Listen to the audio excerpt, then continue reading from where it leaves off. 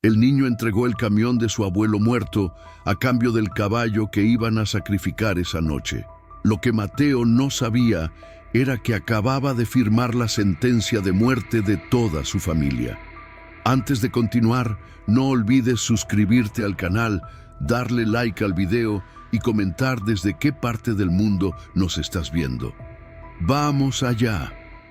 El polvo del rancho, Los Girasoles, en las afueras de Guadalajara, se levantaba con cada paso que daba el viejo subastador Ramón Hernández.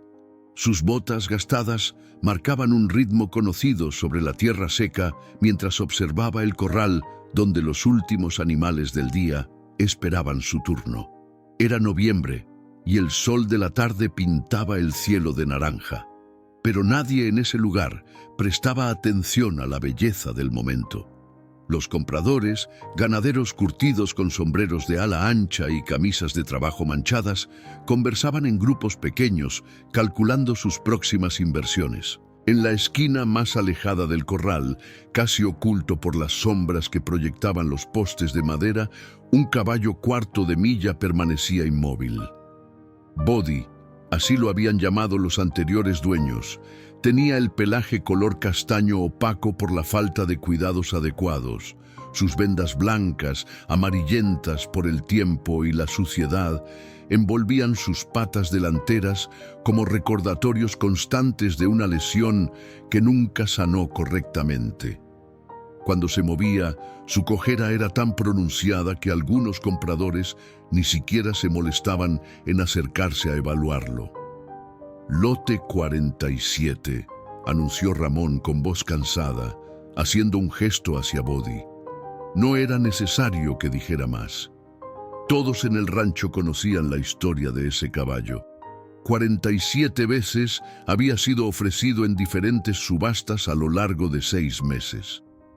47 veces los compradores habían negado con la cabeza o simplemente se habían dado la vuelta para mirar otros animales más prometedores. Mateo García, un niño de 7 años con el cabello negro despeinado y rodillas raspadas que asomaban por los agujeros de sus jeans desgastados, observaba la escena desde su posición en la cerca de madera.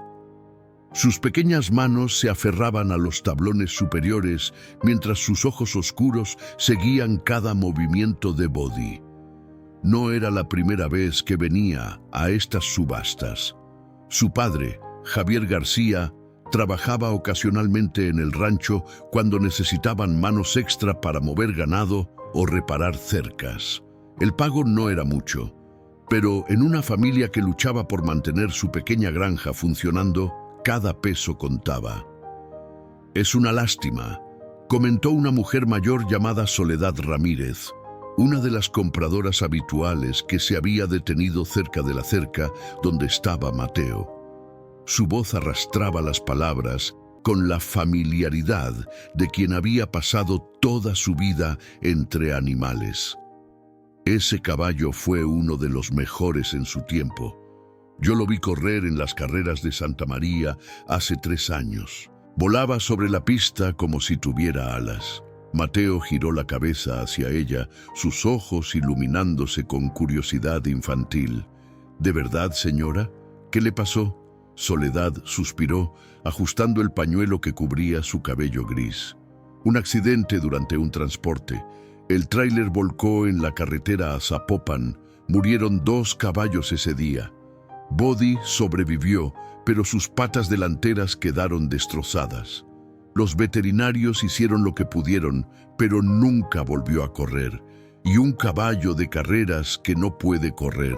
Dejó la frase incompleta, pero el significado era claro. 200 pesos, ofreció un hombre desde el frente del corral, su voz más aburrida que interesada. Era Sebastián Velasco, un carnicero de Tlaquepaque que frecuentaba estas subastas buscando animales baratos para su negocio. No necesitaba que el caballo caminara bien, solo que tuviera buen peso. El corazón de Mateo dio un vuelco. Conocía las historias que su padre le había contado sobre lo que les pasaba a los caballos que compraba Sebastián. Miró desesperadamente hacia donde su padre estaba ayudando a mover algunos becerros hacia otro corral. Javier, un hombre delgado de 35 años, con la piel curtida por años de trabajo bajo el sol, estaba demasiado ocupado para notar la mirada angustiada de su hijo. 250, dijo otra voz sin mucho entusiasmo. La puja era más por cortesía que por interés real. Ramón alzó su martillo de subastador, preparándose para cerrar la venta al mejor postor. ¿Alguien ofrece más? Este es un buen animal para trabajo ligero. Todavía tiene años de servicio. Nadie quiere un caballo cojo, Ramón, interrumpió Sebastián con tono impaciente. Acepta mi oferta y terminemos con esto. Todavía tengo que revisar esos novillos del lote 20 antes de que oscurezca. Las lágrimas comenzaron a formarse en los ojos de Mateo. No podía quedarse parado sin hacer nada mientras llevaban a Bodi a un destino que el niño apenas podía comprender, pero que instintivamente sabía que era terrible. Su mano se hundió en el bolsillo rasgado de su pantalón, sus dedos cerrándose alrededor del pequeño camión de juguete de metal que siempre llevaba consigo. No era un juguete cualquiera. Era lo único que le quedaba de su abuelo materno, Miguel Sánchez, quien había muerto 2 años atrás. El viejo camión Ford azul, con la pintura descascarada y una de las llantas faltantes, había sido el juguete favorito de su abuelo cuando era niño en los años 50. «Cuídalo bien, mijo», le había dicho el abuelo Miguel en su lecho de muerte, presionando el pequeño camión en las manos del niño. «Este camión me acompañó en los momentos más difíciles. Ahora te acompañará a ti». Vendido a Sebastián Velasco por 250 pesos, la voz de Ramón comenzó a declarar. Pero antes de que el martillo tocara el podio, Mateo saltó de la cerca. Sus pies descalzos golpearon el polvo del corral mientras corría hacia el centro, donde Ramón conducía la subasta. Las lágrimas ahora corrían libremente por sus mejillas sucias, trazando líneas limpias sobre su rostro. Su pequeña mano extendida sostenía el camión de juguete como si fuera el tesoro más valioso del mundo. «Por favor», gritó con voz quebrada. «Por favor, señor Ramón, yo quiero al caballo, yo puedo pagar». El murmullo de conversaciones se detuvo abruptamente. Todos los ojos se volvieron hacia el niño que se había plantado en medio del corral de subastas, su brazo temblando mientras ofrecía su única posesión valiosa. Javier dejó caer la cuerda que sostenía y corrió hacia su hijo, el pánico evidente en su rostro. «Mateo, ¿qué estás haciendo?». Su voz mezclaba vergüenza y preocupación. «Regresa aquí inmediatamente». Pero Mateo no se movió. Sus ojos, brillantes con lágrimas y determinación, permanecieron fijos en Ramón. «Este es mi camión del abuelo Miguel», dijo con voz temblorosa pero decidida. «Es muy valioso. Por favor, señor, por favor, déjeme quedarme con el caballo. Yo lo cuidaré. Le prometo que lo cuidaré muy bien». El silencio en el corral era tan denso que se podía escuchar el suave relincho de Bodi desde su esquina. Ramón Hernández, un hombre que había conducido subastas durante 30 años y que creía haber visto todo, bajó lentamente su martillo.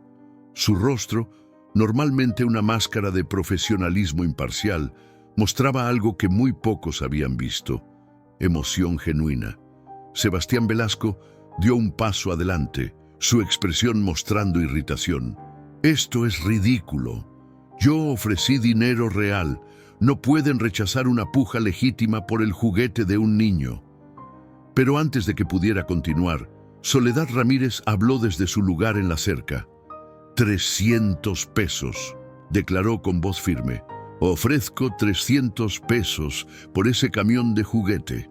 Otro comprador, un ranchero llamado Fernando Ortega, que había estado observando en silencio, añadió: «500 pesos por ese camión. Parece una antigüedad valiosa». Mateo miró confundido entre los adultos, sin entender lo que estaba sucediendo. Su padre había llegado a su lado. una mano sobre el hombro del niño, pero incluso Javier parecía desconcertado por el giro de los eventos. Ramón Hernández se aclaró la garganta. Sus manos, curtidas y temblorosas por la edad, tomaron suavemente el pequeño camión de las manos de Mateo. Lo examinó bajo la luz del atardecer, girándolo lentamente como si estuviera evaluando una pieza de arte invaluable. «Este camión», dijo finalmente, su voz cargada de una emoción que pocos le conocían, «representa algo que el dinero no puede comprar. Representa el amor de un abuelo por su nieto, el último regalo de un hombre honrado y el sacrificio de un niño que está dispuesto a dar lo más preciado que tiene para salvar una vida». Hizo una pausa, mirando directamente a Sebastián. «En todos mis años como subastador, jamás he visto una oferta más genuina o más valiosa que esta. Y aunque va contra todas las reglas que conozco, voy a aceptarla». El martillo cayó con un golpe seco y definitivo sobre el podio. «Vendido. El caballo Body ahora pertenece a Mateo García». El corral estalló en un caos de voces. Algunos compradores protestaban por la irregularidad del procedimiento, mientras otros aplaudían la decisión. Sebastián Velasco se marchó furioso, murmurando amenazas sobre reportar la subasta irregular a las autoridades competentes. Pero en medio de todo el ruido y la confusión, Mateo solo tenía ojos para Body. El niño corrió hacia la esquina donde el caballo cojo esperaba. Body, que había permanecido inmóvil durante toda la escena, bajó su cabeza cuando Mateo se acercó. El niño, tan pequeño comparado con el animal, extendió sus brazos y los envolvió alrededor del cuello del caballo. Las lágrimas seguían fluyendo, pero ahora eran de alegría mezclada con alivio y algo más profundo que el niño aún no podía nombrar. «Te salve», susurró Mateo contra el pelaje polvoriento de Body. «Ya no estás solo, yo tampoco». Javier García observaba a su hijo con una mezcla de orgullo y preocupación. Sabía que mantener un caballo, incluso uno que no podía trabajar, sería un desafío financiero enorme para su familia. Pero al ver la manera en que Mateo abrazaba a Body y la forma en que el caballo herido parecía inclinarse hacia el niño, buscando consuelo, supo que no podría separarlo de su hijo. Ramón se acercó a ellos, sosteniendo aún el pequeño camión de juguete. «Toma», dijo, devolviéndoselo a Mateo. «Un trato es un trato, pero no puedo quedarme con algo tan valioso. Considéralo un préstamo hasta que puedas pagarlo con trabajo aquí en el rancho». Soledad Ramírez también se había acercado, sus ojos húmedos detrás de sus gafas de lectura. «Yo tengo algunos medicamentos veterinarios en mi rancho», ofreció, «y conozco a un veterinario bueno y barato en Tonalá. Podemos ver si hay algo que hacer por sus patas». Lo que ninguno de ellos sabía en ese momento, mientras el sol finalmente se ponía sobre el rancho, los girasoles, era que el gesto de Mateo había puesto en movimiento una cadena de eventos que cambiarían no solo su vida, sino las vidas de todos en su comunidad. Body no era solo un caballo cojo rechazado 47 veces. Era portador de un secreto que 3 personas diferentes venían buscando y que estaba a punto de convertir al pequeño Mateo García en el centro de una tormenta que nadie podía predecir. La camioneta Ford destartalada de Javier García avanzaba lentamente por el camino de tierra que conducía a su pequeña granja en las afueras de Guadalajara. En la parte trasera, Mateo viajaba junto a Body, su pequeña mano acariciando constantemente el cuello del caballo como si temiera que desapareciera si dejaba de tocarlo. El sol había desaparecido completamente, dejando solo el resplandor plateado de una luna casi llena que iluminaba el paisaje árido. Javier observaba por el espejo retrovisor a su hijo, sus nudillos blancos sobre el volante mientras procesaba las implicaciones de lo que acababa de suceder. Mantener un caballo no era como tener un perro o un gato. Necesitaría alimento especial, espacio adecuado, cuidados veterinarios que su familia apenas podía permitirse. Y eso sin mencionar que Body no podría trabajar la tierra ni ser vendido por un precio decente dada su condición. «Papá», la voz de Mateo llegó desde atrás, tímida pero esperanzada. «¿Está enojado conmigo?». Javier suspiró profundamente antes de responder. «No estoy enojado, mijo, solo preocupado. Un caballo es una gran responsabilidad, especialmente uno que necesita cuidados especiales».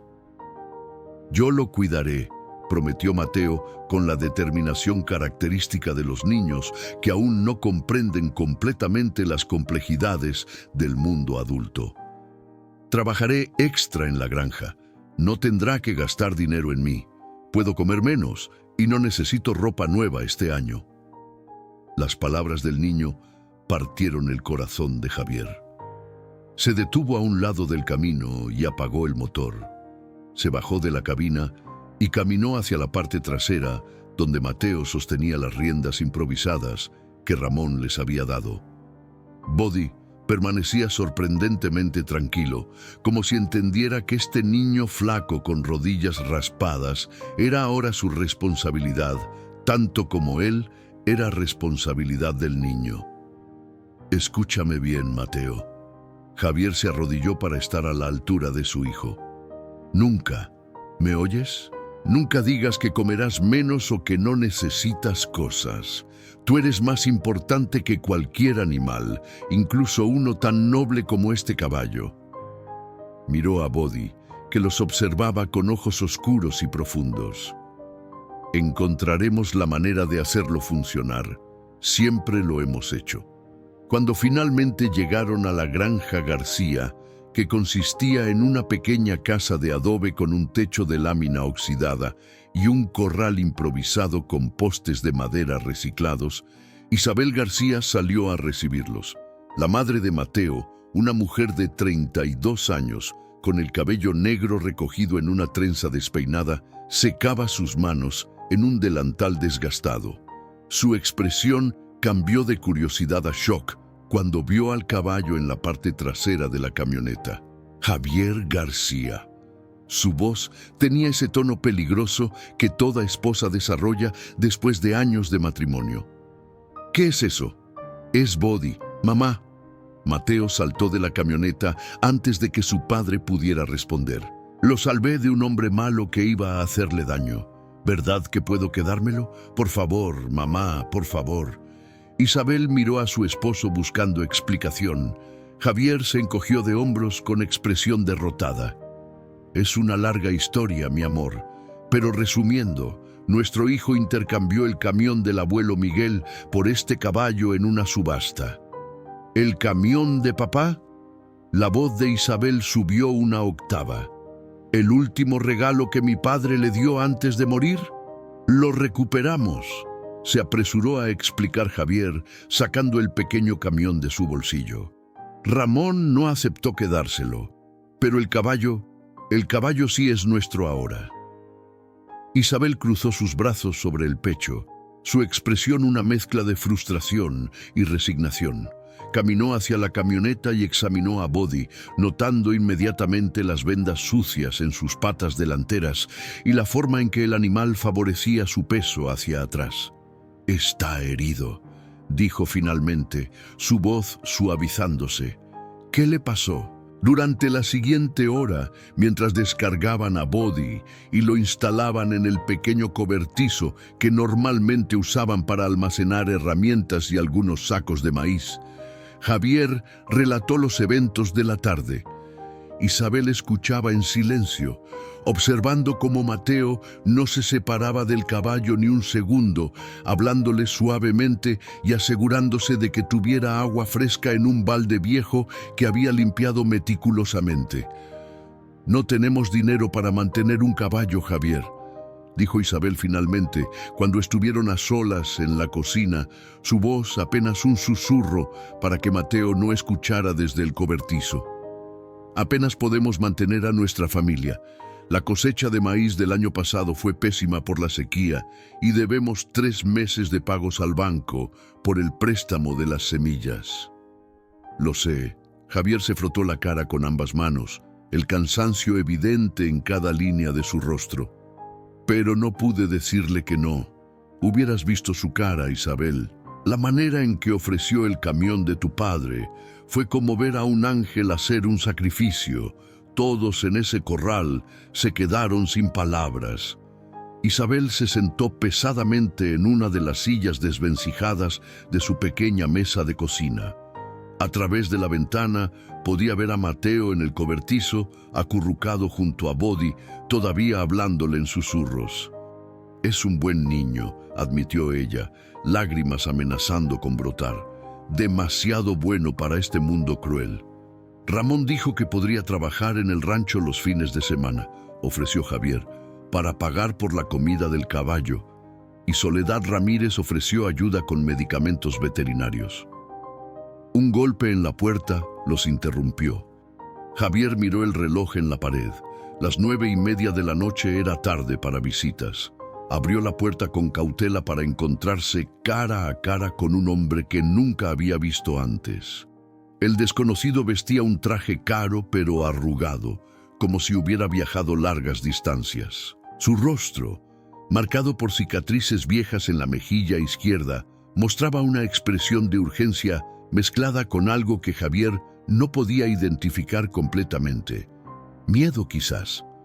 «Buenas noches», dijo el hombre con acento que no era de Jalisco, tal vez del norte, Monterrey o Chihuahua. «Mi nombre es Arturo Mendoza. Lamento molestarlos tan tarde, pero he estado buscando algo muy importante. Me dijeron en el pueblo que ustedes acaban de adquirir un caballo cuarto de milla con una cojera distintiva en sus patas delanteras». Javier sintió un escalofrío recorrer su espalda. «¿Cómo sabes sobre nuestro caballo? Apenas llegamos hace una hora». «Las noticias viajan rápido en pueblos pequeños». Arturo sonrió, pero no llegó a sus ojos. «Ese caballo... necesito verlo. Es muy importante». «Es tarde y mi familia está cansada», respondió Javier, su instinto paternal alertándolo de que algo no estaba bien. «Puede volver mañana durante el día si tiene asuntos que discutir». Antes de que Arturo pudiera responder, otra figura emergió de las sombras detrás de él. Era una mujer de unos 40 años, con el cabello corto y teñido de rubio, vestida completamente de negro a pesar del calor residual de la noche. Sus ojos escanearon la propiedad con la eficiencia de alguien entrenado para evaluar situaciones rápidamente. «Señor García». Su voz era suave pero firme, el tipo de voz que espera ser obedecida. «Mi nombre es Luisa Vargas. Trabajo para una organización que ha estado rastreando a ese caballo durante meses. Lo que no sabe es que Bodi no es simplemente un caballo de carreras retirado. Está marcado con un microchip que contiene información crítica, información que varias personas muy peligrosas están buscando desesperadamente». Isabel había aparecido detrás de su esposo, su mano buscando instintivamente la de Javier. «No entiendo de qué están hablando», dijo ella. «Ese es el caballo de nuestro hijo. Lo adquirió legalmente en una subasta». «Lo sé», Luisa asintió. «Y no estamos aquí para quitárselo. Estamos aquí para advertirles. Arturo y yo representamos dos lados diferentes de esta situación, pero ambos acordamos que su familia está en peligro desde el momento en que ese caballo cruzó su propiedad». Mateo había salido del cobertizo, alertado por las voces desconocidas. Se quedó en las sombras, observando a los extraños con desconfianza evidente en su rostro infantil. «Mi equipo ha estado monitoreando las subastas en todo Jalisco», continuó Luisa. «Sabíamos que Bodi eventualmente sería vendido o enviado al matadero. Lo que no anticipamos fue que un niño lo compraría en un acto de pura bondad». Su expresión se suavizó ligeramente al ver a Mateo. «Eso complica las cosas considerablemente». Arturo dio un paso adelante, su mano moviéndose hacia su chaqueta. Javier se tensó. pero el hombre solo sacó un sobre grueso. «Dentro de este sobre hay 50,000 pesos», dijo, ofreciéndoselo a Javier. «Les daré este dinero ahora mismo si me dejan llevarme al caballo esta noche. Nadie tiene que saber qué pasó. Para mañana su familia estará a salvo y 50,000 pesos más rica». El silencio que siguió fue interrumpido solo por el suave relincho de Bodi desde el cobertizo, como si el caballo pudiera sentir la tensión en el aire. Javier miró el sobre, luego a Isabel y finalmente a Mateo, quien había corrido hacia ellos y ahora se aferraba a la pierna de su padre. «Ese caballo no está en venta», dijo Mateo con voz temblorosa pero decidida. «Es mi amigo». Luisa Vargas observó al niño con una expresión que mezclaba respeto y preocupación. «Entonces prepárense», dijo suavemente, «porque para mañana este lugar estará lleno de gente que no aceptará un no por respuesta. Y algunos de ellos harán que nuestra visita nocturna parezca una cortesía amable en comparación». Después de que Arturo Mendoza y Luisa Vargas desaparecieran en la oscuridad de la noche, la familia García se quedó en silencio durante largos minutos. Javier cerró la puerta con llave, algo que raramente hacía en su propia casa, y verificó que las ventanas estuvieran aseguradas. Isabel había llevado a Mateo de vuelta al interior, pero el niño se resistía, insistiendo en que debía quedarse con Bodi. «No puedo dejarlo solo», argumentaba Mateo, sus ojos llenos de lágrimas de frustración. «Esa gente mala va a venir por él, lo sé. Tengo que protegerlo». Isabel se arrodilló frente a su hijo, tomando su rostro entre sus manos. «Mi amor, tú no puedes proteger a un caballo de personas peligrosas. Eres un niño de 7 años». «Pero es mi responsabilidad», insistió Mateo. «Yo lo compré. Yo prometí cuidarlo.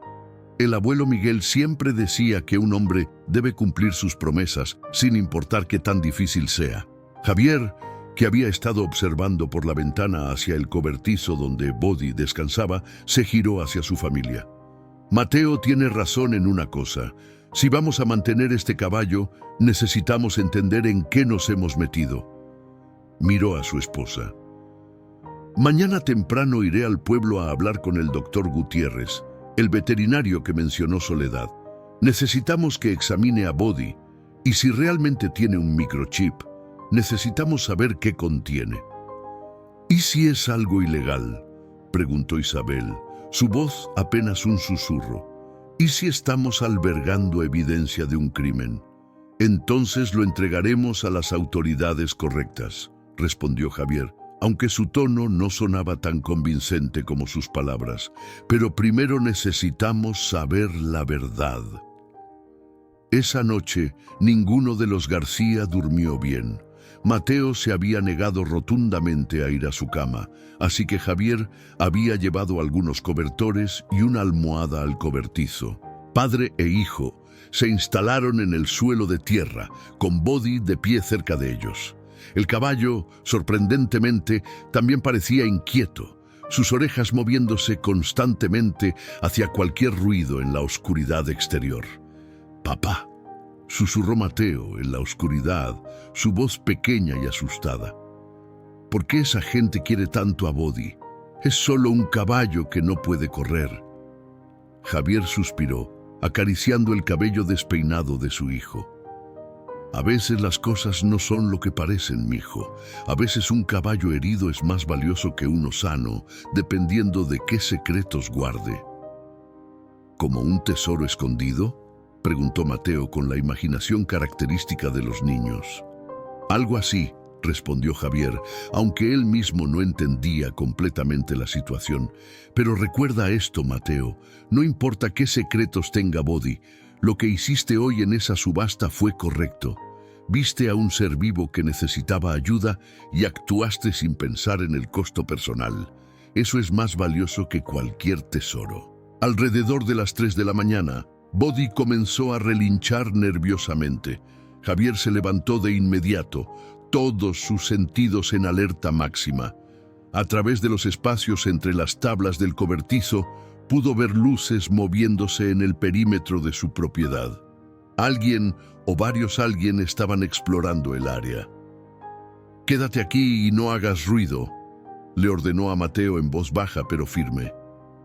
Salió del cobertizo con cautela, llevando consigo la única arma que poseía, una vieja escopeta de su abuelo que raramente usaba excepto para ahuyentar coyotes. Las luces se detuvieron cuando Javier salió al patio. Una figura se adelantó, las manos visibles y vacías. Para sorpresa de Javier, era Ramón Hernández, el subastador del rancho Los Girasoles.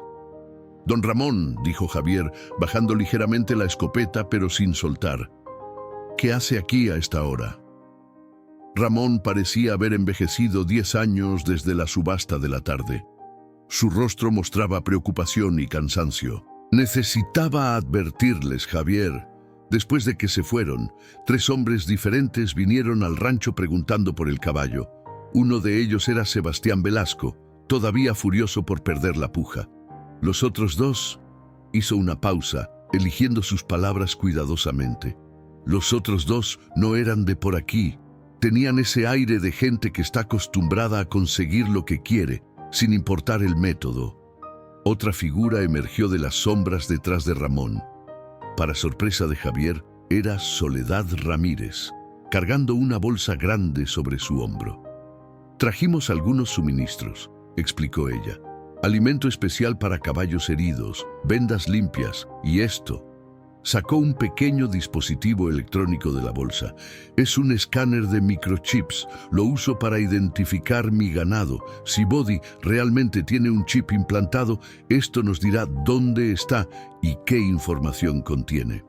Isabel había salido de la casa alertada por las voces. Se envolvía en un rebozo contra el frío de la madrugada. «¿Por qué están haciendo esto?», preguntó, su voz mezclando gratitud y confusión. «Ustedes ni siquiera nos conocen bien». Ramón intercambió una mirada con Soledad antes de responder. «Porque lo que ese niño hizo hoy en el corral nos recordó por qué algunos de nosotros todavía creemos en la bondad humana». Su voz se quebró ligeramente. «Y porque hace muchos años, cuando yo era joven y estúpido, rechacé ayudar a alguien que lo necesitaba. Esa decisión me ha perseguido toda mi vida. No voy a cometer el mismo error 2 veces». Los 5 adultos entraron al cobertizo, donde Mateo había desobedecido las órdenes de su padre y estaba de pie junto a Body, sus pequeñas manos acariciando el cuello del caballo para calmarlo. El niño no mostró sorpresa al ver a los visitantes nocturnos, como si de alguna manera hubiera sabido que vendrían. Soledad se acercó a Body con movimientos lentos y calculados, hablándole suavemente en el mismo tono que usaría con un niño asustado. El caballo, sorprendentemente, no se resistió cuando ella comenzó a pasar el escáner sobre diferentes partes de su cuerpo. Después de varios minutos, el dispositivo emitió un pitido agudo. «Aquí», anunció Soledad, señalando un punto en el cuello de Body justo detrás de su oreja izquierda. «El chip está aquí». Presionó algunos botones en el escáner y una pantalla pequeña se iluminó con información. Su expresión cambió de curiosidad a shock absoluto. «¿Qué dice?», preguntó Javier, acercándose para ver la pantalla. Soledad levantó la vista, su rostro pálido bajo la tenue luz de la linterna que Ramón sostenía. «Este chip no solo identifica al caballo, contiene coordenadas GPS, números de cuenta bancaria y códigos de acceso a algo llamado Operación Camino del Norte». El silencio que siguió fue interrumpido por el sonido de vehículos aproximándose por el camino de tierra. Muchos vehículos. Ramón corrió hacia la entrada del cobertizo y miró hacia afuera, su cuerpo tensándose inmediatamente. «Tenemos compañía», anunció, su voz grave, «y no parecen amigables». 4 camionetas negras se detuvieron frente a la propiedad de los García, sus faros iluminando todo el lugar con una luz cegadora. Las puertas se abrieron simultáneamente y hombres vestidos con ropa casual, pero claramente armados, comenzaron a descender. No eran policías, eso era obvio por la falta de uniformes o insignias, pero tampoco eran simples criminales callejeros. Se movían con coordinación militar, formando un perímetro alrededor de la propiedad con eficiencia práctica. Del vehículo central emergió un hombre mayor, tal vez de 60 años, con cabello plateado peinado hacia atrás y un traje que probablemente costaba más que todo lo que la familia García poseía. Caminó hacia el cobertizo con pasos medidos, flanqueado por dos guardaespaldas corpulentos. «Buenas noches». Su voz era suave, educada, pero con un tono de autoridad innegable. O debería decir buenos días, dado que ya pasó la medianoche. «Mi nombre es don Rodrigo Salazar. Creo que tienen algo que me pertenece». Mateo, en un acto de valentía o ingenuidad infantil, dio un paso adelante, colocándose entre el hombre elegante y Body. «Este caballo es mío», declaró con voz temblorosa. «Lo compré legalmente». Don Rodrigo observó al niño con una expresión que podría haber sido diversión o respeto. Era difícil distinguir. «Qué valiente», comentó. «Dime, pequeño, ¿sabes qué está escondido dentro de ese caballo que tanto defiendes?» «No me importa», respondió Mateo, aunque las lágrimas comenzaban a formarse en sus ojos. «Es mi amigo y nadie va a lastimarlo». La sonrisa de don Rodrigo se desvaneció, reemplazada por una expresión más dura. «Admiro tu lealtad, muchacho, pero te encuentras en medio de algo mucho más grande que un niño y su mascota. Ese caballo contiene información que vale millones de pesos, información que pertenece a mi organización, y te aseguro que la recuperaré con o sin tu cooperación». La tensión en el aire era tan densa que parecía dificultar la respiración. Los guardaespaldas de don Rodrigo Salazar mantenían sus manos cerca de las armas ocultas bajo sus chaquetas, mientras Javier sostenía firmemente su vieja escopeta, sabiendo que sería inútil contra tantos hombres armados profesionalmente. Isabel había agarrado a Mateo por los hombros, tratando de jalarlo hacia atrás, pero el niño se resistía con una terquedad que su madre no le conocía. «Señor Salazar», intervino Ramón Hernández, dando un paso adelante con las manos visibles. Su voz temblaba ligeramente, pero mantenía un tono de autoridad ganado por décadas de negociaciones en subastas. «Usted es un hombre de negocios. Seguramente podemos llegar a un acuerdo civilizado que beneficie a todos». Don Rodrigo soltó una risa seca. «¿Un acuerdo como el que intentaron hacer Arturo Mendoza y Luisa Vargas hace unas horas?», negó con la cabeza. «Ya sé que estuvieron aquí.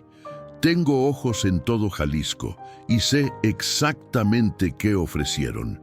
50,000 pesos es una cantidad ridícula comparada con lo que realmente está en juego». «¿Cuánto vale entonces?», preguntó Soledad Ramírez de repente, su voz más fuerte de lo que nadie esperaba. «Si ese microchip es tan valioso, ponga un precio. Estos son campesinos honestos, no criminales. No tienen por qué estar involucrados en sus asuntos sucios». Los ojos de don Rodrigo se entrecerraron peligrosamente. «Cuidado con sus palabras, señora. No todos los presentes tienen mi paciencia con insolencias». Hizo una pausa, estudiando a cada persona en el cobertizo. «Pero tiene razón en una cosa. Esta gente es inocente en todo esto. Es por eso que voy a ser generoso». Sacó un cheque en blanco de su chaqueta y una pluma cara. Con movimientos deliberados, escribió una cantidad y se lo mostró a Javier. 200,000 pesos, más dinero del que verá en toda su vida. Firme este recibo de venta del caballo y para mañana el dinero estará en su cuenta. Su hijo podrá ir a la mejor escuela privada de Guadalajara, podrá pagar todas sus deudas y todavía le sobrará para comprar más tierra». Javier miró el cheque, su corazón latiendo con fuerza. 200,000 pesos resolverían todos sus problemas financieros. Mateo podría tener oportunidades que él nunca tuvo. Isabel no tendría que trabajar limpiando casas ajenas para complementar sus ingresos. Pero cuando miró hacia abajo, vio a su hijo mirándolo con ojos llenos de lágrimas y confianza absoluta. «Papá no va a vender a mi amigo», dijo Mateo con voz quebrada, «porque mi papá es un buen hombre, como el abuelo Miguel». Las palabras del niño atravesaron a Javier como un cuchillo. Recordó a su suegro, Miguel Sánchez, un hombre que había muerto pobre pero respetado por todos en la comunidad. Un hombre que nunca había vendido sus principios sin importar cuán difícil fuera su situación económica. Javier miró a don Rodrigo directamente a los ojos. «No», dijo simplemente. «El caballo no está en venta».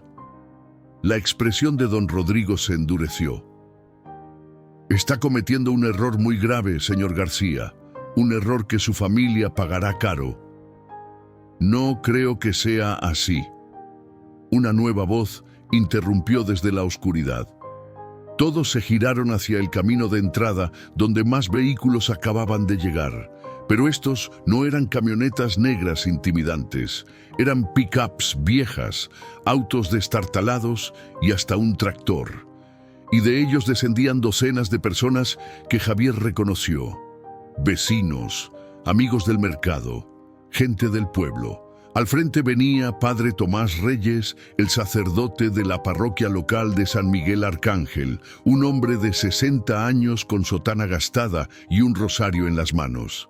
Detrás de él venía doña Carmen Flores, la dueña de la tienda de abarrotes donde Isabel compraba a crédito. Fernando Guzmán, el mecánico que le había arreglado la camioneta a Javier un mes antes. Lucía Mendoza, la maestra de Mateo. Y muchos más, quizás 50 personas en total. Padre Tomás, don Rodrigo no pudo ocultar su sorpresa. «¿Qué hace aquí?» «Me enteré de que un niño de mi parroquia estaba en problemas», respondió el sacerdote con calma. «Y cuando pregunté en el pueblo, descubrí que no era el único que quería venir a asegurarse de que estuviera bien».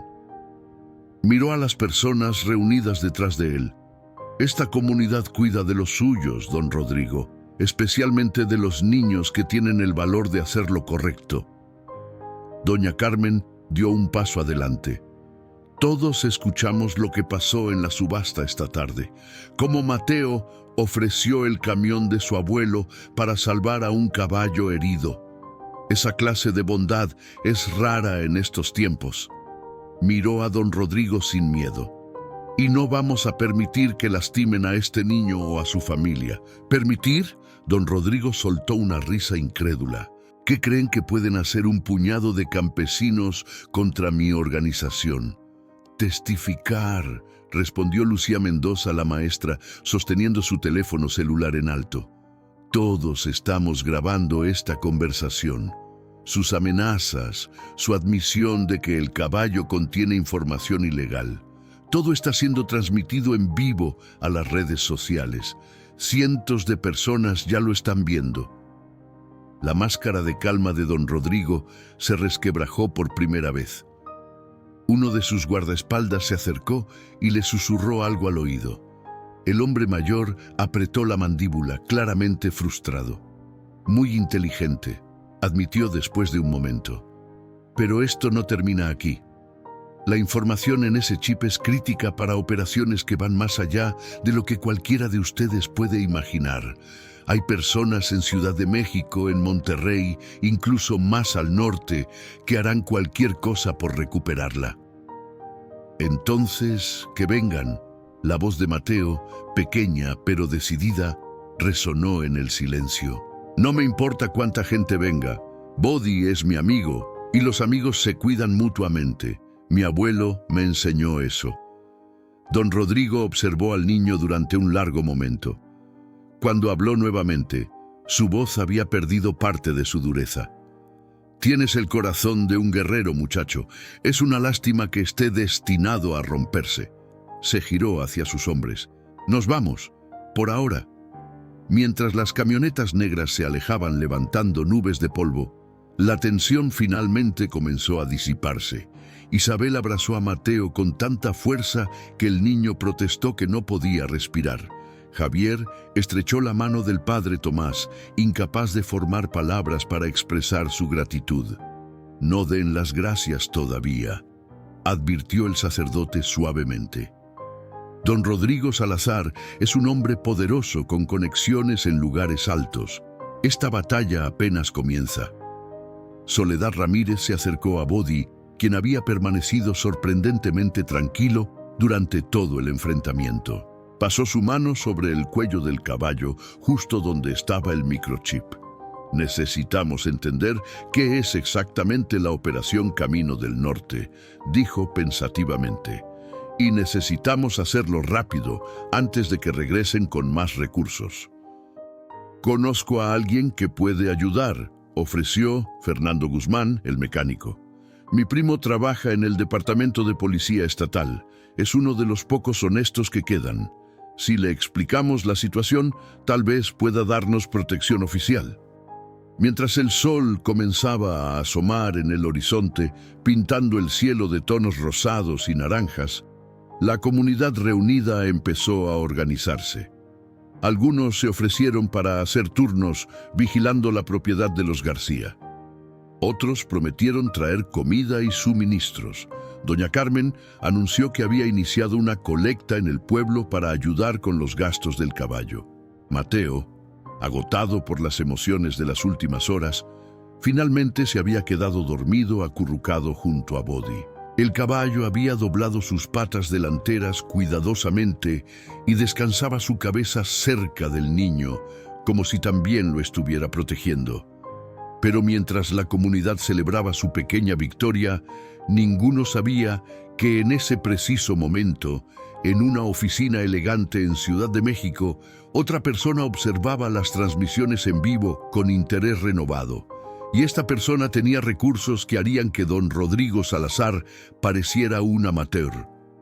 El sol ya estaba alto cuando el capitán Roberto Guzmán, primo de Fernando el mecánico, llegó a la granja García. No venía en patrulla oficial, sino en su auto personal, un Tsuru viejo que había visto mejores días. Era un hombre de 40 años, con el uniforme de policía estatal perfectamente planchado a pesar de estar en su día libre, y una expresión seria que revelaba años de lidiar con situaciones complicadas. «Fernando me contó todo por teléfono», dijo después de estrechar la mano de Javier, «pero necesito escucharlo de ustedes y necesito ver ese microchip con mis propios ojos». Se reunieron en la pequeña cocina de la casa García. Isabel había preparado café para todos, mientras Mateo, que se había despertado hace una hora, se negaba a separarse del capitán Roberto, mirándolo con una mezcla de esperanza y desconfianza que solo un niño puede mostrar. Soledad. Ramírez había traído su escáner nuevamente, y Ramón Hernández permanecía de pie cerca de la puerta, observando la calle por si aparecían visitantes no deseados. El capitán Roberto examinó la información en el escáner, su ceño frunciéndose cada vez más con cada pantalla que revisaba. «Dios mío», murmuró finalmente, «esto es mucho peor de lo que imaginé». «¿Qué es la Operación Camino del Norte?», preguntó Javier, inclinándose sobre la mesa. «¿Por qué tanta gente quiere este microchip?». Roberto respiró profundamente antes de responder. La Operación Camino del Norte es el nombre código de una red de contrabando que opera desde Sudamérica hasta la frontera con Estados Unidos. No solo mueven productos ilegales, también lavan dinero, trafican personas y tienen vínculos con políticos corruptos en varios estados. Hizo una pausa mirando al grupo reunido. Este microchip contiene las rutas exactas, las fechas de los envíos, los nombres de todos los involucrados, desde los peones hasta los jefes en los puestos más altos del gobierno. El silencio que siguió fue aplastante. Isabel se llevó una mano a la boca, su rostro palideciendo. «Eso significa que», comenzó. Significa que todos ustedes están en peligro mortal, completó Roberto con gravedad. Don Rodrigo Salazar es solo un operador de nivel medio en esta organización. Si él está aquí personalmente es porque sus superiores le ordenaron recuperar ese chip a cualquier costo. Y cuando digo cualquier costo, lo digo literalmente. Mateo, quien había estado escuchando en silencio, se levantó de su silla. ¿Por qué pusieron esa información en Body?, preguntó con la lógica simple de un niño. ¿Por qué no en una computadora o un teléfono? Roberto sonrió tristemente ante la pregunta del niño. Porque nadie sospecha de un caballo de carreras. Los caballos cuarto de milla se mueven constantemente entre países para competencias y ventas. Son el escondite perfecto. Miró hacia el cobertizo donde Body descansaba. Lo que no entiendo es cómo terminó en una subasta local siendo rechazado tantas veces. Alguien debió haberlo estado buscando desesperadamente. Tal vez, intervino Soledad pensativamente, el accidente que le destrozó las patas no fue realmente un accidente. Tal vez alguien dentro de la organización intentó robar el chip y las cosas salieron mal. Ramón asintió lentamente. Eso explicaría por qué fue vendido y revendido tantas veces en los últimos meses. Quien lo tenía quería deshacerse de él rápidamente, pero sin llamar demasiado la atención. Una subasta de ganado es el lugar perfecto para hacer desaparecer evidencia. Entonces, cuando Mateo lo compró, dijo Isabel, su voz temblando, interrumpimos sus planes. Exactamente, confirmó Roberto, y ahora están en pánico porque un niño de 7 años, actuando por pura bondad, se convirtió accidentalmente en la mayor amenaza para toda su operación. Se frotó la cara con ambas manos. Necesito llevar este caballo a un lugar seguro. Tenemos instalaciones en Guadalajara donde podemos extraer el chip y ponerlo bajo custodia oficial. No. Mateo se puso de pie de un salto, sus ojos llenándose de lágrimas. Body se queda conmigo. Yo lo salvé. Es mi responsabilidad. Roberto se arrodilló para estar a la altura del niño. Mateo, entiendo que amas a este caballo, pero mientras él esté aquí, tú y tu familia están en peligro. ¿Comprendes eso? No me importa, sollozó Mateo. Los amigos no se abandonan cuando las cosas se ponen difíciles. Si me llevo a Body, esas personas malas vendrán por mí de todas formas. Al menos aquí tengo a mi familia y a todos los del pueblo ayudándonos. El razonamiento del niño, aunque simple, contenía una verdad innegable. Roberto miró a Javier buscando apoyo, pero el padre solo puso una mano sobre el hombro de su hijo con orgullo evidente en su rostro. El niño tiene razón, dijo Fernando Guzmán desde su posición junto a la ventana. Si se llevan el caballo, eso no garantiza la seguridad de la familia. Don Rodrigo pensará que los García saben demasiado de todas formas. Tal vez sea mejor mantener a Body aquí, donde al menos tenemos el apoyo de la comunidad. Roberto se levantó, claramente frustrado, pero sin argumentos válidos contra esa lógica. Entonces necesitamos refuerzos. Voy a contactar a la Unidad Anticorrupción en Ciudad de México. Ellos tienen más recursos para protegerlos mientras investigamos a todos los nombres en esa lista. En ese momento, el teléfono de Isabel sonó. Era un número desconocido. Con manos temblorosas, contestó y puso el altavoz. Señora García. Una voz femenina, educada y fría, resonó por el pequeño altavoz.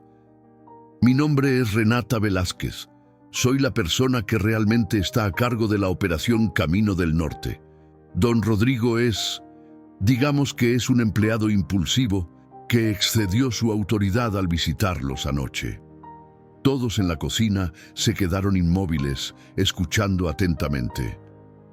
He revisado las transmisiones en vivo de anoche, continuó la voz. Muy inteligente usar las redes sociales como protección. Pero déjeme explicarle algo, señora García. Yo tengo jueces, policías y políticos en mi nómina. Puedo hacer que su esposo sea arrestado por cargos falsos. Puedo hacer que le quiten la custodia de su hijo. Puedo hacer que pierdan su granja por deudas inventadas. Todo legal, todo documentado, todo imposible de combatir. Isabel miraba el teléfono con terror, pero Roberto hizo un gesto indicándole que continuara la conversación. Estaba grabando todo. ¿Qué quiere?, logró preguntar Isabel, su voz apenas un susurro. Lo mismo que don Rodrigo, pero con un enfoque más civilizado. Quiero el caballo y el chip. A cambio, les daré algo mucho más valioso que dinero. Sus vidas normales de vuelta. Su hijo podrá crecer sin miedo. Su esposo podrá trabajar sin mirar sobre su hombro. Y todo esto se convertirá en una anécdota extraña que contar en reuniones familiares. ¿Y si nos negamos? Javier había encontrado su voz, firme a pesar del miedo. La risa de Renata Velázquez fue suave y escalofriante. Entonces aprenderán que hay cosas peores que la muerte, señor García, como ver a su hijo sufrir las consecuencias de su terquedad.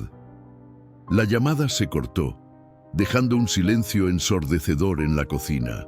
Mateo había corrido hacia el cobertizo, no para huir, sino para abrazar a Bodi, como si el caballo pudiera protegerlo de las amenazas que ni siquiera comprendía completamente. Y en ese momento, todos supieron que habían cruzado un punto de no retorno. La tarde del día siguiente, la pequeña iglesia de San Miguel Arcángel estaba más llena de lo que había estado en años. No era domingo, ni había misa programada, pero más de 200 personas se habían reunido en respuesta al llamado urgente del padre Tomás. Los bancos de madera crujían bajo el peso de campesinos, comerciantes, maestros y familias enteras. En la primera fila, Mateo se sentaba entre sus padres, sus piernas pequeñas balanceándose nerviosamente mientras no alcanzaban el suelo. El padre Tomás se puso de pie frente al altar, su sotana desgastada contrastando con la seriedad de su expresión. «Hermanos y hermanas», comenzó con voz que resonaba en las paredes antiguas de la iglesia, «nos enfrentamos a una situación que va más allá de una familia. Lo que le está pasando a los García nos afecta a todos nosotros». El capitán Roberto Guzmán estaba de pie al lado del sacerdote, aún en su uniforme. Había pasado las últimas 24 horas haciendo llamadas a sus contactos en Ciudad de México, solo para descubrir que las advertencias de Renata Velázquez no eran exageradas. 3 de sus superiores le habían ordenado que dejara el caso. Uno incluso le había amenazado con una transferencia a la zona más peligrosa de Michoacán si continuaba investigando. «He contactado con agentes federales que conozco», explicó Roberto a la congregación reunida, «pero el alcance de la corrupción es más profundo de lo que imaginaba. Renata Velázquez tiene protección en niveles muy altos. Oficialmente no puedo hacer nada sin evidencia sólida, y el microchip por sí solo no es suficiente sin un testigo dispuesto a declarar». «Entonces, ¿qué hacemos?», gritó alguien desde atrás. «¿Entregamos al niño y su caballo a esos criminales? ¡Jamás!». La voz de doña Carmen Flores resonó con fuerza. La anciana dueña de la tienda de abarrotes se puso de pie con esfuerzo, apoyándose en su bastón. «Yo llevo 40 años en este pueblo. He visto gobiernos ir y venir. He visto corrupción y violencia, pero nunca me escuchan. Nunca hemos abandonado a uno de los nuestros». Un murmullo de aprobación recorrió la iglesia. Lucía Mendoza, la maestra de Mateo, se levantó desde su asiento. «He estado investigando», dijo sosteniendo su laptop. «Las redes sociales están de nuestro lado. Las transmisiones en vivo de la otra noche se han vuelto virales. Hay miles de personas siguiendo la historia del niño que salvó al caballo. Tenemos apoyo público. El apoyo público no detendrá una bala», intervino Fernando Guzmán con realismo crudo. «Necesitamos protección física real». Soledad Ramírez levantó la mano. «Tengo una propuesta. Mi rancho está a 20 kilómetros de aquí, en terreno elevado con solo una entrada accesible. Es más fácil de defender que la granja de los García. Podríamos trasladar a la familia allí temporalmente, junto con Body. No. La voz pequeña de Mateo cortó la discusión. El niño se puso de pie en el banco para que todos pudieran verlo. No vamos a escondernos. Mi abuelo Miguel siempre decía que un hombre debe enfrentar sus problemas de frente, no huir de ellos. Isabel intentó hacer que su hijo se sentara, pero Mateo se resistió. Body fue rechazado 47 veces porque nadie quería lidiar con sus problemas. Continuó el niño con voz temblorosa pero determinada. Pero yo lo quise. Y ahora todos están aquí porque no quieren que nos pase nada malo. Eso significa algo. Significa que cuando haces lo correcto, no estás solo. El silencio que siguió a las palabras del niño fue absoluto. Incluso el padre Tomás parecía conmovido, secándose discretamente los ojos con un pañuelo. El niño tiene más sabiduría que muchos adultos, dijo finalmente el sacerdote. Y tiene razón, no podemos vivir con miedo, pero tampoco podemos ser ingenuos. En ese momento, las puertas de la iglesia se abrieron de golpe. Todos se giraron para ver a dos personas entrar, Arturo Mendoza y Luisa Vargas, los mismos que habían visitado a los García la primera noche. Varios hombres del pueblo se levantaron instintivamente, formando una barrera protectora entre los recién llegados y la familia García.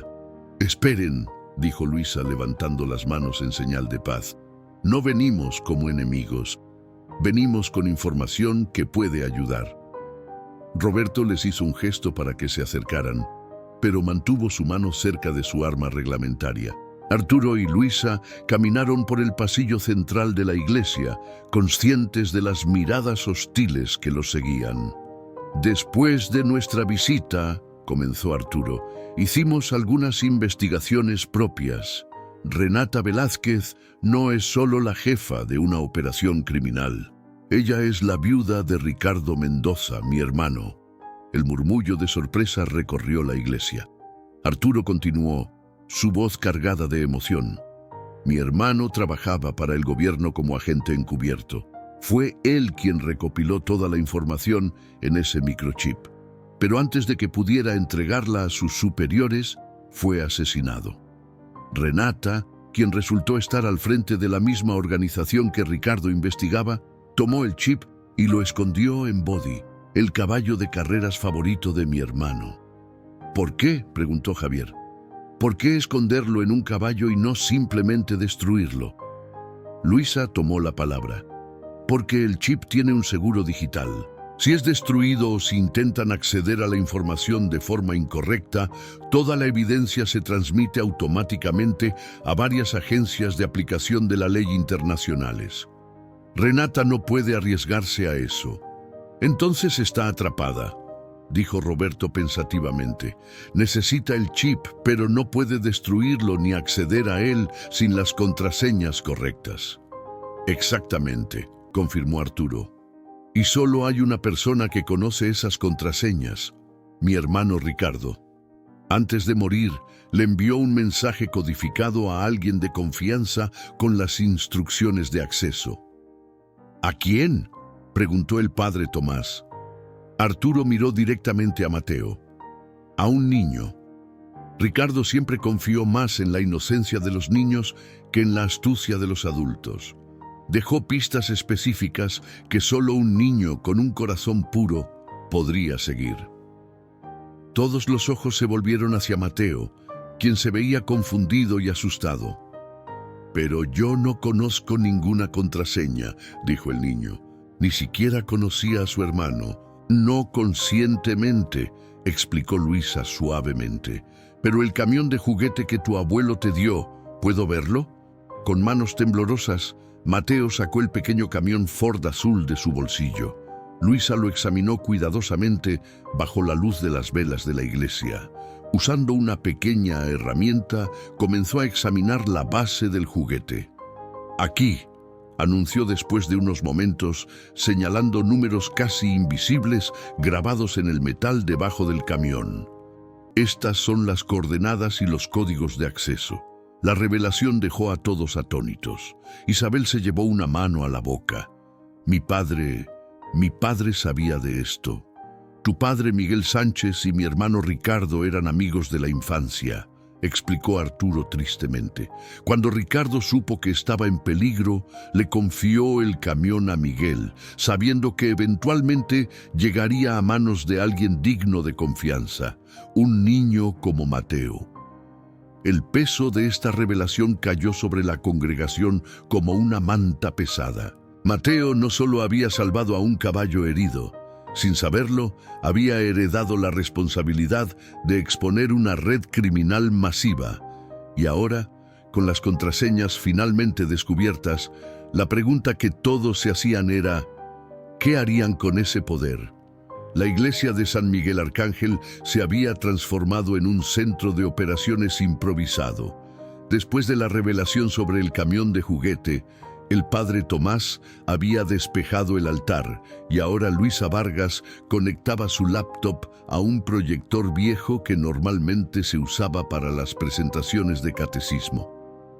La congregación observaba en silencio mientras las primeras imágenes aparecían en la pared blanca detrás del altar. Con las coordenadas del camión, explicó Luisa, sus dedos moviéndose rápidamente sobre el teclado. Puedo acceder de forma segura al contenido completo del microchip sin activar los protocolos de autodestrucción. Hizo una pausa, mirando a Mateo. Pero necesito tu permiso, Mateo. Técnicamente, tu abuelo te confió esta responsabilidad, tú decides si la abrimos. El niño de 7 años miró el camión en sus manos, luego a sus padres y finalmente al padre Tomás. Si abrimos la información, preguntó con voz temblorosa, ¿eso detendrá a las personas malas? Eventualmente, respondió Roberto con honestidad. Pero primero los enfurecerá y probablemente intenten algo desesperado antes de que podamos arrestarlos a todos. Isabel abrazó a su hijo más fuerte. Mateo, nadie espera que un niño tome esta decisión. Los adultos podemos hacerlo por ti. No. Mateo negó con la cabeza, una determinación inesperada en su rostro pequeño. El abuelo Miguel me dio el camión a mí. Él sabía que algún día tendría que hacer algo importante con él. Miró directamente a Luisa. Ábralo, dejemos que todos vean lo que las personas malas están haciendo.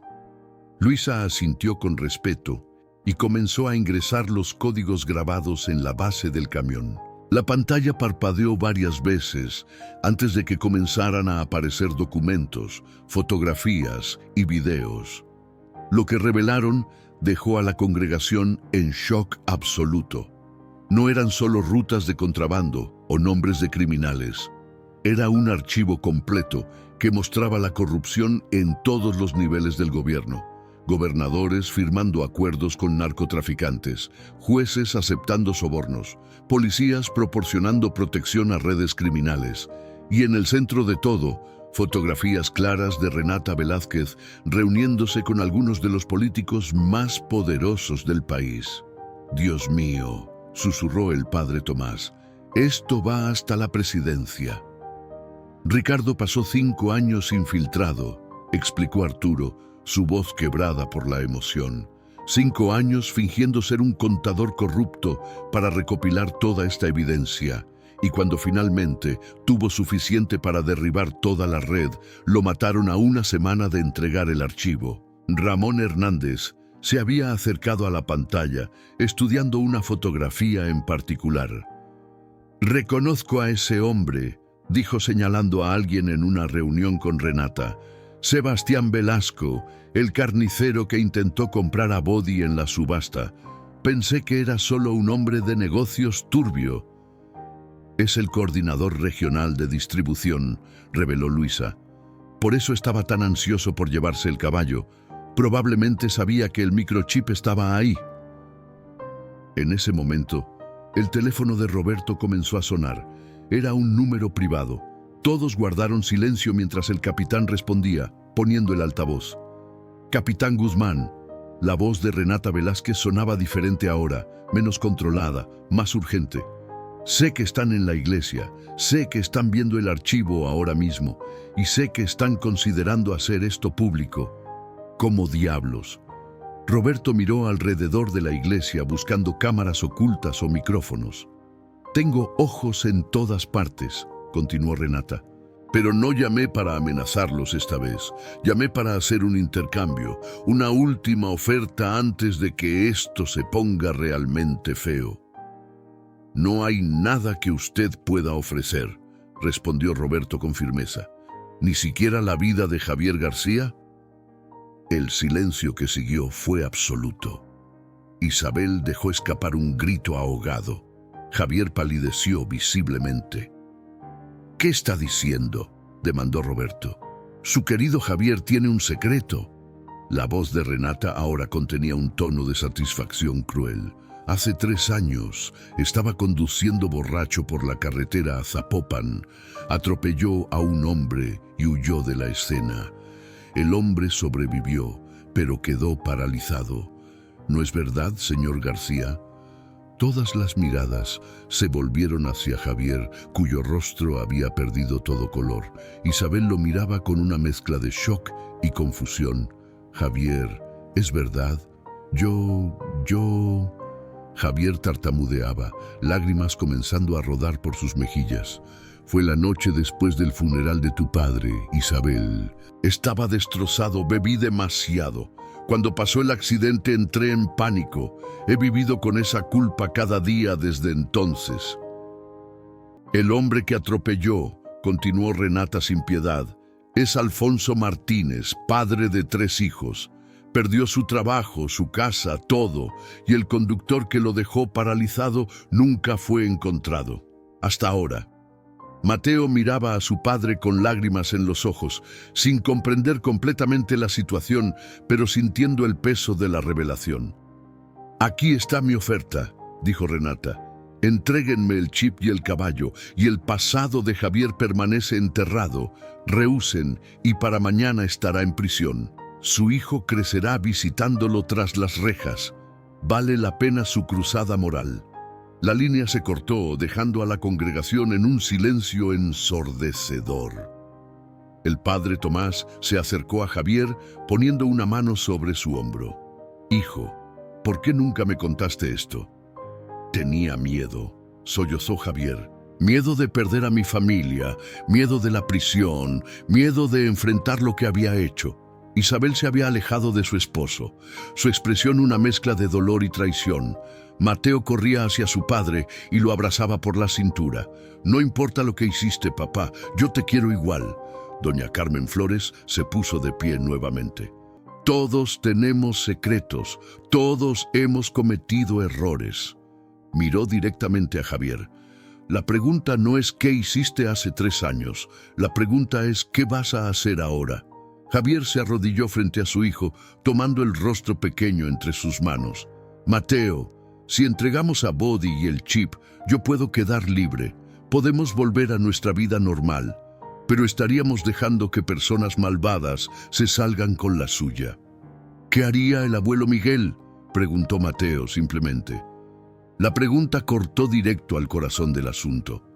Javier cerró los ojos recordando a su suegro. Miguel Sánchez, un hombre que había guardado el secreto más peligroso del país solo porque era lo correcto. Un hombre que había muerto pobre, pero con honor intacto.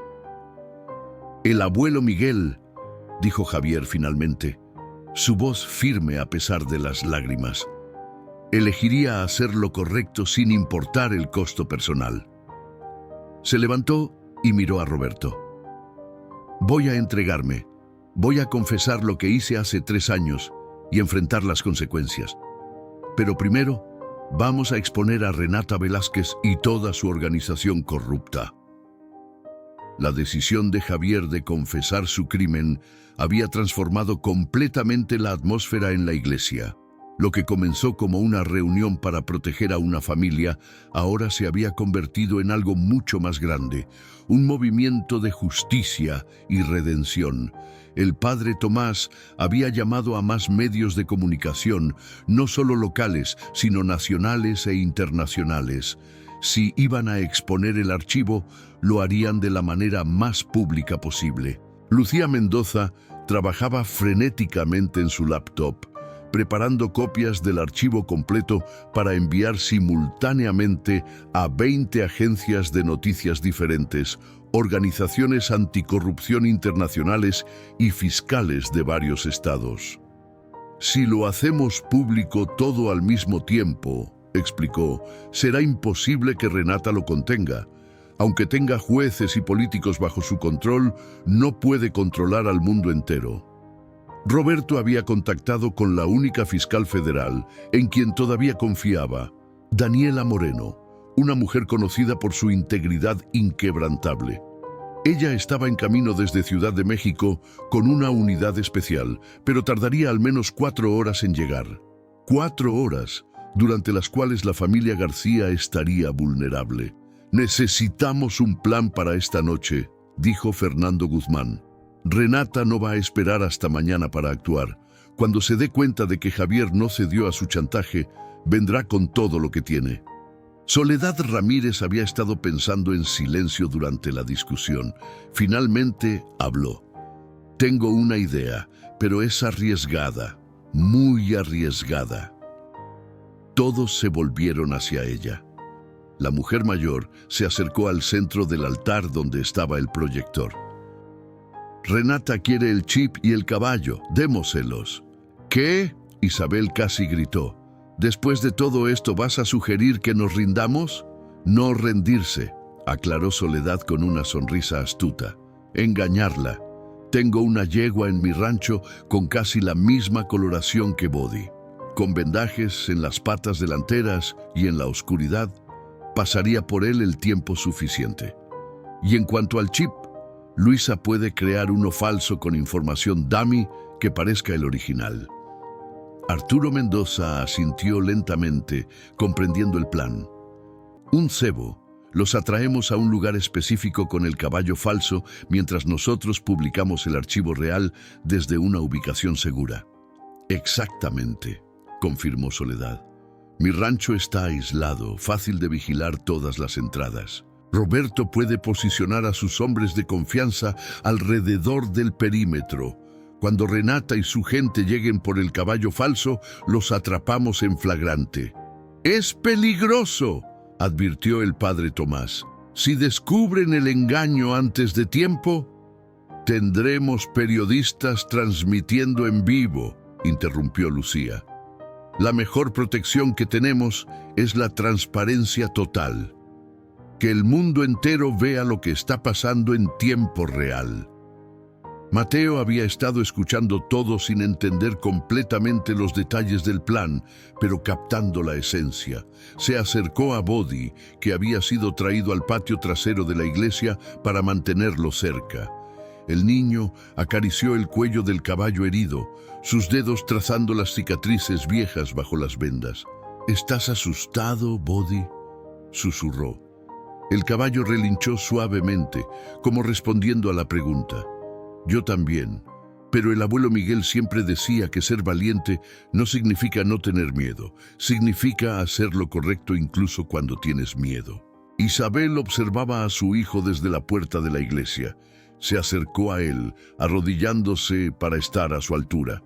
Mateo, todavía podemos detener esto. Podemos irnos lejos, cambiar de identidad, empezar de nuevo en otro estado. Y dejar que las personas malas ganen. Mateo negó con la cabeza. No, mamá. Body fue rechazado 47 veces, pero no se rindió. Siguió adelante hasta que alguien lo quiso. Nosotros tampoco podemos rendirnos. La sabiduría simple del niño dejó a Isabel sin palabras. Abrazó a su hijo con fuerza, lágrimas rodando por sus mejillas. Tienes razón, mi amor. Tienes toda la razón. Esa noche, mientras el sol se ponía sobre Guadalajara, el plan se puso en marcha. Soledad había llevado su yegua castaña al rancho y con ayuda de Fernando la prepararon para parecer lo más posible a Body. Luisa había creado un microchip falso que pasaría una inspección superficial, pero que en realidad solo contenía páginas y páginas del Quijote de Cervantes. Roberto había posicionado a 7 oficiales de confianza alrededor del perímetro del rancho de Soledad, todos vestidos de civil y armados. Lucía había coordinado con 12 periodistas diferentes que estarían transmitiendo en vivo desde ubicaciones seguras cercanas. Y en el centro de todo, en la pequeña granja García, que ahora estaba vacía, excepto por un equipo mínimo, Javier se preparaba para hacer su propia confesión pública. Había contactado a Alfonso Martínez, el hombre que había atropellado 3 años atrás, y le había pedido que viniera a la transmisión en vivo que harían esa noche. «No tienes que hacer esto», le había dicho Alfonso cuando llegó, ahora en silla de ruedas, pero con una expresión de sorpresa en su rostro. «Ya sé quién me atropelló. Un investigador privado lo descubrió hace un año, pero nunca te denuncié porque vi en las noticias cómo tu hijo salvó a ese caballo. Vi la clase de familia que eres. Y decidí que la venganza no me devolvería las piernas». Javier cayó de rodillas frente al hombre sollozando. «Lo siento, Dios, lo siento tanto. He vivido con esta culpa durante 3 años». «Lo sé», dijo Alfonso simplemente. «Lo vi en tus ojos cada vez que pasabas por mi puesto de tacos en el mercado. Pensabas que no te reconocía, pero sí lo hice», puso una mano en el hombro de Javier. «Lo que estás haciendo ahora, exponiendo a esos criminales, arriesgando todo por hacer lo correcto, eso es redención verdadera». A las 9 de la noche, las cámaras comenzaron a transmitir. Mateo estaba frente a una de ellas, sosteniendo a Body por las riendas. El niño explicó con voz clara y valiente cómo un simple acto de bondad había desencadenado una cascada de eventos que ahora expondrían décadas de corrupción. «Mi abuelo Miguel me enseñó que hacer lo correcto no siempre es fácil», dijo Mateo a la cámara, a las miles de personas ya viendo la transmisión en vivo. «Pero es lo único que importa al final. Body me enseñó que incluso cuando todo el mundo te rechaza, solo necesitas a una persona que crea en ti». Y mientras Mateo hablaba en el rancho de Soledad, los faros de múltiples vehículos comenzaban a aparecer en el horizonte. La trampa estaba lista, y Renata Velázquez estaba a punto de caer en ella. El rancho de Soledad Ramírez estaba en completo silencio cuando los vehículos negros se detuvieron frente a la entrada principal. Desde su posición oculta en las colinas circundantes, Roberto observaba a través de binoculares mientras Renata Velázquez descendía de la camioneta central. Incluso desde esa distancia podía ver la tensión en su postura, la forma en que sus ojos escaneaban el terreno buscando trampas. «Está nerviosa», murmuró Roberto a su equipo a través del radio. «Todos mantengan posiciones. Esperamos hasta que confirme que tiene el caballo falso antes de movernos». En la granja García, a 20 kilómetros de distancia, Lucía Mendoza monitoreaba las transmisiones en vivo que ahora tenían más de 50.000 espectadores. El video de Mateo había tocado un nervio en el país. Los comentarios fluían como un río. Mensajes de apoyo, promesas de ayuda e incluso amenazas dirigidas a Renata Velázquez de personas que acababan de descubrir su identidad. «El archivo completo está listo para publicarse», informó Lucía. «En el momento en que Roberto nos dé la señal, presiono este botón y toda la información se liberará simultáneamente a 22 agencias diferentes». Javier estaba sentado frente a otra cámara con Alfonso Martínez a su lado. Su confesión pública había comenzado hace 20 minutos y los espectadores se habían duplicado durante su relato emocional del accidente de hace 3 años. «No busco perdón del público», decía Javier a la cámara, su voz quebrada. Solo quiero que sepan que la culpa me ha consumido cada día. Pero mi hijo me enseñó que esconderse de tus errores no los borra. Enfrentarlos, eso es lo que te hace un hombre verdadero. Alfonso había hablado después, explicando su decisión de no denunciar a Javier cuando descubrió su identidad. La justicia no siempre significa venganza, dijo el hombre en silla de ruedas. A veces significa darle a alguien la oportunidad de ser mejor de lo que fue. De vuelta en el rancho de Soledad, Renata había entrado al establo principal con 4 de sus hombres armados. Soledad estaba allí, actuando su papel de propietaria asustada, señalando hacia el caballo falso en el compartimento del fondo. «Ahí está», dijo Soledad con voz temblorosa convincente. «El caballo que trajeron los García. Solo quiero que esto termine. Tómenlo y váyanse».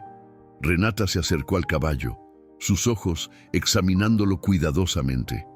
La yegua castaña, preparada expertamente para parecerse a Bodi, permanecía quieta con las patas delanteras vendadas, exactamente como el original. Renata sacó un pequeño escáner de su bolso, el mismo tipo que Soledad había usado días antes.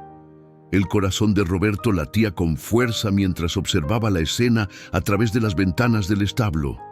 «Vamos», susurró, «solo un poco más cerca». El escáner emitió un pitido cuando Renata lo pasó sobre el cuello de la yegua. Una sonrisa de satisfacción cruzó su rostro. «Aquí está. Después de meses de búsqueda, finalmente lo tengo». Pero entonces algo salió mal, terriblemente mal. Uno de los hombres de Renata, más observador que los demás, se había acercado demasiado a la yegua. El animal, no acostumbrado a tantos extraños, se asustó y dio un paso lateral. Su movimiento fue fluido, sin la cojera distintiva que Bodi siempre mostraba. «Espera», dijo el hombre, su mano moviéndose hacia su arma. «Este caballo no cojea». La expresión de Renata cambió instantáneamente de satisfacción a furia. Se giró hacia Soledad con ojos llenos de rabia mortal. «Me engañaste». Soledad intentó retroceder, pero los hombres de Renata la bloquearon. «Ahora», gritó Renata, sacando su propia arma y apuntándola directamente a la cabeza de Soledad.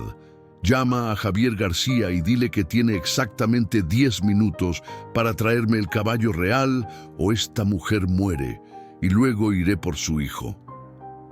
En la granja García, todos observaban horrorizados las transmisiones en vivo que los periodistas estaban haciendo desde ubicaciones cercanas al rancho. Las cámaras habían capturado todo. Renata sosteniendo a Soledad como rehén, sus amenazas claras contra Mateo. «Tenemos que actuar ahora», dijo Roberto por radio. «Todos los equipos, muévanse». Pero antes de que sus hombres pudieran reaccionar, algo completamente inesperado sucedió. Mateo, quien supuestamente estaba seguro en la granja bajo la vigilancia de Isabel, apareció corriendo hacia el rancho de Soledad montado en Bodi. «¡Mateo, no!», gritó Isabel corriendo detrás de él, pero el niño y el caballo cojo ya estaban demasiado lejos. A pesar de su lesión, Bodi galopaba con una determinación que sorprendió a todos. El caballo que había sido rechazado 47 veces, el caballo que supuestamente nunca podría correr de nuevo, se movía con un propósito que trascendía sus limitaciones físicas. «¡Aquí estoy!», gritó Mateo cuando llegó al rancho, su voz pequeña pero valiente resonando en la noche. «¡Déjela ir! Yo traje a Bodi». Renata se giró, sorprendida por la aparición del niño. Los periodistas, alertados por el movimiento, enfocaron sus cámaras hacia la escena que se desarrollaba. Miles de espectadores observaban en tiempo real cómo un niño de 7 años se enfrentaba a una de las criminales más peligrosas del país. «Mateo García», dijo Renata, una sonrisa cruel formándose en su rostro. «Qué valiente, o qué estúpido». Soltó a Soledad y apuntó su arma hacia el niño. «Baja del caballo lentamente», Roberto y sus hombres se movían rápidamente hacia el establo, pero sabían que no llegarían a tiempo si Renata decidía disparar. El capitán maldijo en voz baja, buscando desesperadamente una manera de salvar al niño sin provocar una tragedia. «Antes de dispararme», dijo Mateo con voz temblorosa pero clara, «debería saber que el archivo ya fue publicado. Lucía lo envió hace 5 minutos, cuando usted tomó a la señora Soledad como rehén. Todo el mundo ya sabe quién es usted y lo que ha hecho».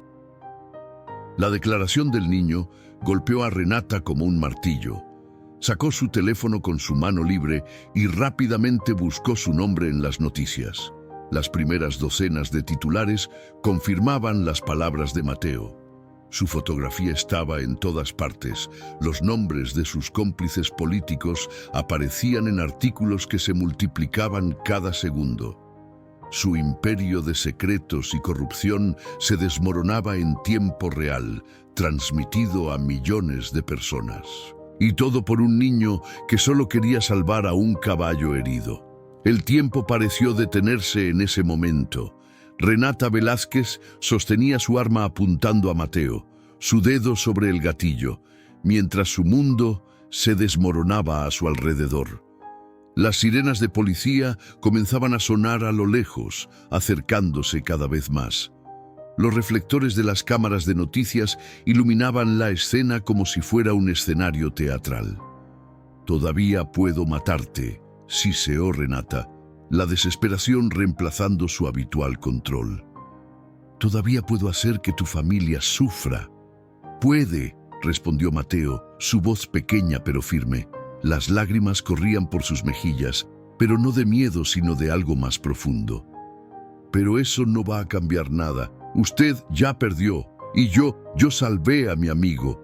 Hice lo que mi abuelo Miguel hubiera querido que hiciera». La simple verdad en las palabras del niño cortó más profundo que cualquier amenaza. Renata miró a su alrededor. Las cámaras, los policías rodeando el perímetro, los miles de espectadores observando cada movimiento.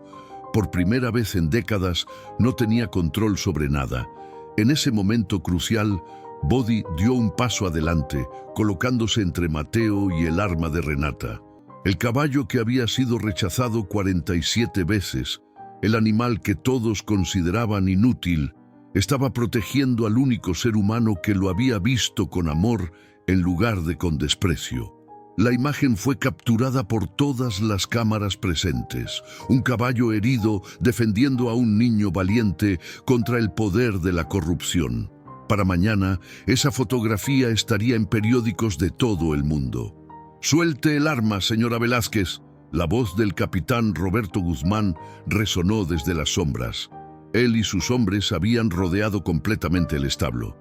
«Está terminado. Los refuerzos federales llegarán en menos de 5 minutos. No hay escape». Renata observó a cada oficial, calculando sus opciones. Todas conducían al mismo lugar: prisión, juicio público, la destrucción total de todo lo que había construido. Lentamente, muy lentamente, bajó su arma. 47 veces, murmuró mientras los oficiales la esposaban. 47 veces ese maldito caballo fue rechazado. Solo necesitaba una vez más y habría desaparecido para siempre. Miró a Mateo con una expresión que mezclaba odio y algo parecido al respeto. Un niño con un corazón puro desbarató 30 años de planificación. Irónico, ¿no crees?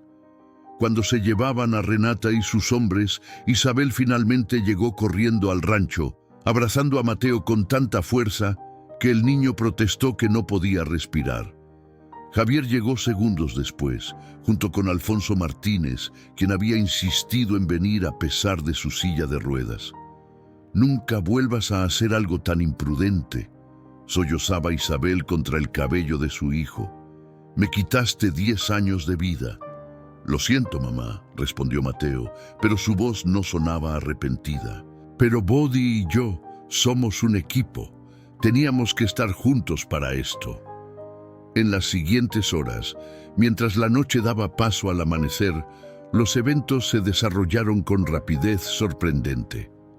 La fiscal Daniela Moreno llegó con su unidad especial y comenzó a coordinar arrestos simultáneos en 7 estados diferentes. Los nombres del archivo de Ricardo Mendoza condujeron a la detención de 18 funcionarios gubernamentales de alto nivel, 23 jueces corruptos y más de 50 operadores criminales. Don Rodrigo Salazar fue arrestado intentando cruzar la frontera hacia Guatemala. Sebastián Velasco, el carnicero que intentó comprar a Body en la primera subasta, fue encontrado en su negocio con evidencia que lo vinculaba directamente a 3 homicidios. Para la mañana siguiente, lo que los medios llamaban el caso del caballo valiente se había convertido en el escándalo anticorrupción más grande en la historia moderna de México. Pero para la familia García, la resolución más importante fue personal.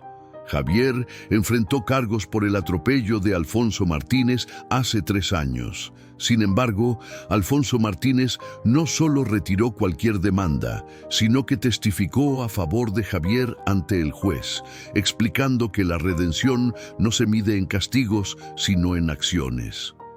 El juez, conmovido por el caso y la confesión pública de Javier, sentenció servicio comunitario en lugar de prisión. «Trabajarás para mí», le había dicho Alfonso con una sonrisa. «Tengo planes de abrir un centro de rehabilitación para víctimas de accidentes. Necesito a alguien que entienda el peso de sus errores y esté dispuesto a ayudar a otros a encontrar perdón». 3 meses después, la vida en Guadalajara había cambiado dramáticamente. La pequeña granja García había sido renovada con donaciones que llegaron de todo el país, inspiradas por la historia de Mateo. El cobertizo viejo donde Body había vivido sus primeros días fue reemplazado por un establo apropiado. Pero el mayor cambio vino cuando el doctor Gutiérrez, el veterinario que Soledad había recomendado, examinó exhaustivamente a Body. Las vendas, había dicho con asombro, estaban puestas incorrectamente. Sus patas nunca sanaron bien porque nadie se tomó el tiempo de tratarlas adecuadamente. Con tratamiento correcto, terapia física y el amor constante de Mateo, Body comenzó a recuperarse. Su cojera disminuyó gradualmente. Nunca volvería a correr en carreras profesionales, pero podía caminar y trotar con comodidad.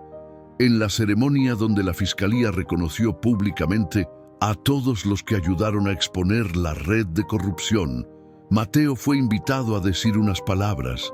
El niño, ahora de 8 años, subió al podio con Body, esperando pacientemente a su lado. «Mi abuelo Miguel me enseñó que hacer lo correcto no siempre es fácil», dijo Mateo a la audiencia reunida, que incluía periodistas nacionales e internacionales. «Body me enseñó que incluso cuando todo el mundo te rechaza, solo necesitas a una persona que crea en ti. Y ustedes, todos ustedes en esta comunidad, me enseñaron que cuando haces lo correcto, nunca estás solo». Hizo una pausa, acariciando el cuello de Body. Body fue rechazado 47 veces, pero en la vez 48 encontró un hogar. Y yo encontré al mejor amigo que alguien podría pedir. La audiencia estalló en aplausos. Pero la ovación más fuerte vino de las 200 personas de su pequeño pueblo, esas mismas que habían aparecido esa noche en la granja cuando don Rodrigo Salazar amenazó a su familia. Arturo Mendoza, quien finalmente obtuvo justicia para su hermano Ricardo, se acercó después de la ceremonia. «Tu abuelo habría estado orgulloso», le dijo a Mateo, «y mi hermano también. Ellos creían que la bondad podía cambiar el mundo. Tú demostraste que tenían razón». Años después, cuando Mateo contaba esta historia a sus propios hijos, siempre terminaba de la misma manera. «Todos pensaban que yo salvé a Body ese día en la subasta. Pero la verdad es que él me salvó a mí. Me enseñó que el verdadero valor no está en ser perfecto, sino en tener el coraje de hacer lo correcto cuando importa más». Y en el establo renovado de la granja García, Un caballo castaño descansaba tranquilamente, sus patas delanteras finalmente sanadas, portador de una historia que cambió una nación y demostró que a veces los héroes más improbables son los que más impacto causan. El camión de juguete del abuelo Miguel permanecía en un lugar de honor en la repisa de la sala, recordatorio constante de que los tesoros más valiosos no son los que brillan con oro, sino los que brillan con propósito. Así, llegamos al final de la historia del día de hoy. Por favor, comenta tus opiniones en la sección de comentarios para tener el gusto de leerte y no olvides dejarnos un me gusta para seguir trayéndote las mejores historias. Bendiciones.